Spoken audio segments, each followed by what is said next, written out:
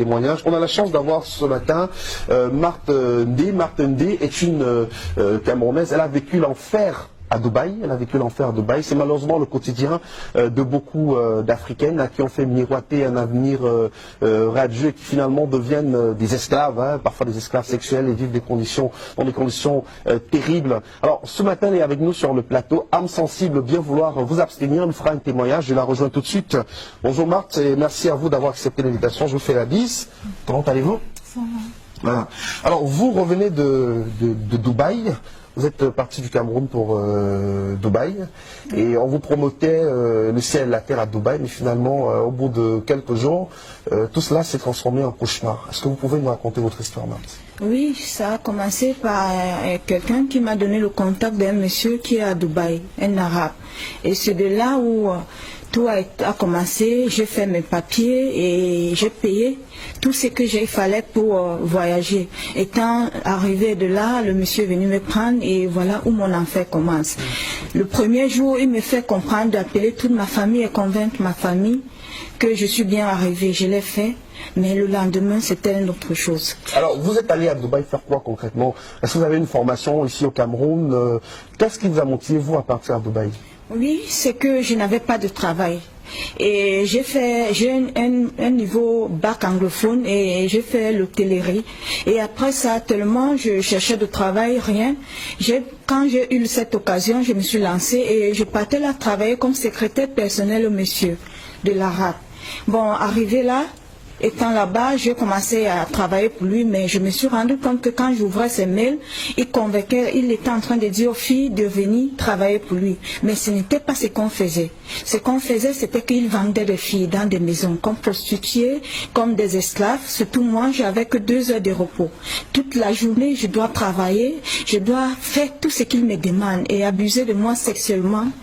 Et tout ça, il n'y a pas de repos. Et il y a aussi on te bat, on te fouette avec la ceinture. Et il y a d'autres filles que je ne voyais pas où ils partaient. Parce que quand je joue cette rôle, de les convaincre d'arriver, j'étais obligée de les faire. Et dès que cette fille arrive, on m'enferme dans une chambre. Et après, je ne sais pas où on amène toutes ces filles-là.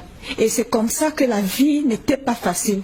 Tout ce que je voulais, c'était juste de rentrer dans mon pays. Mais comme on était tous en sécurité, on ne parlait pas. Tout ce qu'on te demandait de faire, ce n'est que ce que tu devais faire. Et si tu ne le fais pas, on te tape, on peut même te couper la main, on te bat. C'était donc tout ce que je vivais en ce moment.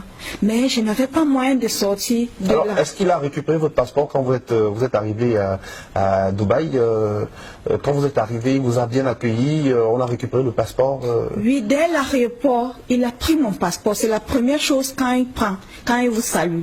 Et c'est de là qu'il m'amène à la maison.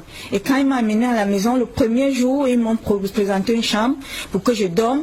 Mais le lendemain, ce n'était plus ça. Je dormais plutôt à côté de son lit parce que lui-même, il était malade. Il avait une toux à laquelle il toussait et il fallait un plastique à laquelle, à chaque fois, je dois changer ce plastique. Je dois lui faire son thé et je me couche à côté de son lit. La nuit, s'il a toussé, je prends ce plastique, j'arrête et il crache et je porte, je le verse. Et je suis obligée de faire tout ce qu'il me dit sexuellement. Il vous a demandé de faire des fellations, vous le faisiez des fellations? Oui, je le faisais. Malgré son état de santé? Oui, je dois tout faire ce qu'il me dit. Même si c'est à manger les caca, je dois le faire. Est-ce que c'est la situation de beaucoup d'Africaines dans ces pays arabes-là? Est-ce que vous avez rencontré d'autres Africaines et Camerounaises à Dubaï? Oui, quand je fuis de là, je me suis retrouvée en prison, j'ai trouvé d'autres filles. Des filles qui avaient des blessures, des filles enceintes. Ils ne reconnaissent même pas le père parce que le cousin, l'oncle, le père, tous abusent d'elle. Et c'est comme ça que tout ce que chacun voulait, c'était de rentrer dans le pays. Et toutes ces filles étaient tous blessées. On priait juste qu'on puisse rentrer dans notre pays. Et comme nos passeports étaient à nos patrons, il n'y avait pas moyen. Et surtout comme il n'y a pas l'ambassade. Il faut chercher quelqu'un qui peut aller signer votre passe pour que vous puissiez rentrer dans notre pays. C'est comme ça donc que j'ai trouvé d'autres personnes. Et j'ai vécu vraiment des scènes à laquelle je voyais cette fille camerounaise, des filles africaines qui arrivaient. Et je me disais souvent que c'était même sûr qu'on les tuait. Parce que je vivais vraiment certaines scènes. J'étais là présent, je voyais tout, mais je n'avais pas le droit de parler. Tout ce qui fallait faire, c'est juste jouer cette rôle.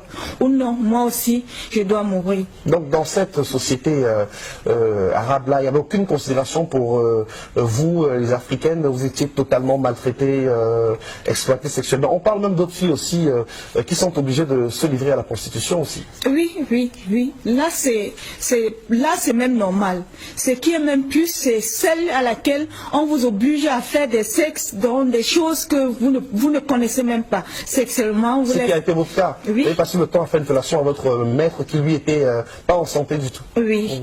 Et vous travaillez, vous avez que 2 ou 3 heures de repos, on vient vous réveiller et vous ne vous couchez pas bien sur un lit, c'est juste au sol. Et quand il est l'heure, on vient vous botte de vous réveiller. Est-ce que vous n'avez pas imaginé que c'était peut-être un piège qu'on vous tendait, parce qu'il y a quand même de la sensibilisation autour de ces voyages vers les pays arabes. Vous êtes parti, ça fait quelques temps, vous avez passé finalement 3 mois à Dubaï, mais on sait qu'il y a quand même une forte sensibilisation, on attire l'attention des jeunes sur les dangers justement qui les guettent quand ils arrivent dans ces pays-là. Alors, qu'est-ce qui vous a convaincu à partir en vous disant que c'était vraiment un bon emploi qu'on vous proposait? Moi, je causais chaque jour avec cette mission. On a pu causer pendant 1 mois et demi. Étant ici. Là, je ne vous mens pas, monsieur, c'est des choses à laquelle j'appelle l'attention de toutes mes soeurs et tous mes frères, d'être vigilants. Tout ce qu'on nous dit n'est pas vrai. Beaucoup de choses qu'on vous dit, la personne cause avec vous, parce que moi-même, je causais avec certaines des filles. Si elle est anglophone, je la convainc. Si elle est francophone, je la convainc pour qu'elle vienne. Donc, beaucoup de ces personnes, l'image qu'on vous montre n'est pas ce que vous croyez. Mais c'est quand vous êtes sur le terrain que vous vous rendrez compte que ça, ce n'est pas vraiment ce qu'on vous montre. Ils font des belles photos, ils font des belles choses et tout. Moi, j'appelle l'attention de toutes les jeunes filles d'être très vigilantes. Moi, je préfère que si vous avez l'opportunité de fréquenter, rester au pays, je préfère que vous restez. Moi, surtout, j'ai tout perdu. Tout perdu, ce que j'ai investi. Je suis au pays, je n'ai pas de travail. Depuis, j'ai déposé des demandes partout, rien du tout. Je suis là. Et c'est Dieu seul qui sait comment je vis. Mais comment vous avez fait pour revenir finalement, pour vous enfuir de l'enfer de Dubaï et revenir au Cameroun? C'est par la grâce de Dieu que j'ai pu fuir, me retrouver dans une rue. Et un monsieur qui passait m'a pris et on m'a dirigé vers l'immigration. C'est là où je me suis retrouvée en prison. La prison était 1000 fois mieux que l'esclavage qu'on vivait de là. Et avec toutes d'autres filles, pas simplement l'africaine, il y a les Philippiennes, il y a d'autres pays africains, les Éthiopiens qui vivent cet enfer.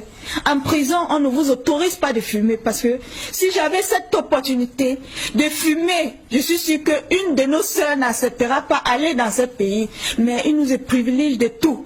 On vous fouille jusqu'à vos sexes si vous n'avez pas de caméra. C'est comme ça qu'on vit là-bas.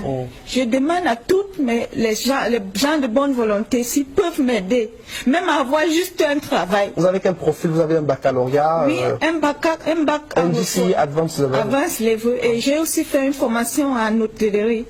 Et je remercie le président de m'avoir amené ici et de me donner ce courage d'être là. Et je vous bénis tous et je demande aux jeunes filles d'être très vigilantes. De ne pas rêver, comme on l'a dit souvent, les belles paroles, mais sur place, certains n'ont pas vécu. Alors, vous avez vécu un autre traumatisme aussi, parce qu'à cause de cette situation, votre père n'a pas pu supporter et il est décédé malheureusement. Oui, oui, parce que quand j'étais en prison, il fallait que je sorte. Et il n'avait pas de moyens. Mon père, il était aussi un peu malade, mais du fait qu'il faut qu'il cherche le moyen pour me faire sortir. Et il n'y avait pas aussi le passeport. Il fallait beaucoup de prières parce que le Camerounais, je suis sûre que beaucoup de Camerounaises qui sont là-bas, qui sont enfermées, qui n'ont pas de passeport, ne reviennent plus. On vous envoie au Central Jail, c'est comme ça que vous vous retrouvez et vous vivez toutes vos années là. Si un jour on vous cherche, tant mieux, sinon toute vos vies. Ceux qui n'ont pas peur, ceux qui ont peur d'affronter la réalité et dire la vérité reste là et peut-être. Alors depuis que vous êtes revenu, est-ce que vous avez cherché à rentrer en contact avec le monsieur qui vous a fait partir à Dubaï? Je crois savoir si c'était un pasteur. Oui, le numéro ne passe plus, il n'est plus où je l'ai rencontré. Il n'est plus là. Dans tous ces contacts, dont je l'appelle, le numéro ne passe plus, je n'ai aucune nouvelle. Et le monsieur de Dubaï qui vous a maltraité, exploité sexuellement, l'arabe, vous avez cherché à rentrer en contact avec lui? Il a coupé les lignes. Il a coupé les contacts. Mais j'essaye souvent par ses emails parce que c'était pas ses emails qu'on communiquait et tout et tout.